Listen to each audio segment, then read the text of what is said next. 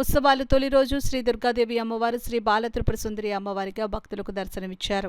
ఈ సందర్భంగా ఆలయ కమిటీ అధ్యక్షులు చింతపల్లి చంద్రశేఖర్ మాట్లాడుతూ ఆలయం వద్ద నవరాత్రుల్లో 10 రోజులు అన్నప్రసాద వితరణ జరిపిస్తున్నట్లు చెప్పారు.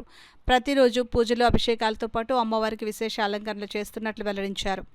ఈ కార్యక్రమంలో ఆలయ అర్చకులు సాయి శర్మ, ఆలయ కమిటీ సభ్యులు, భక్తులు, మహిళలు పాల్గొన్నారు.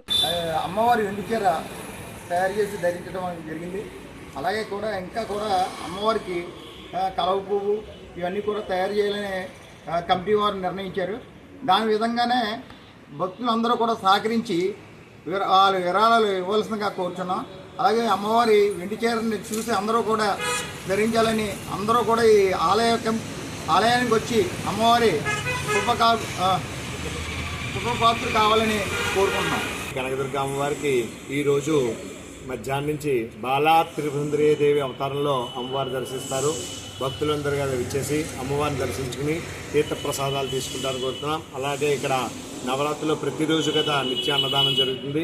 భక్తులందరూ వచ్చి విచ్చేసి ఈ యొక్క అన్నప్రసాదం స్వీకరిస్తారని కోరుతున్నాం.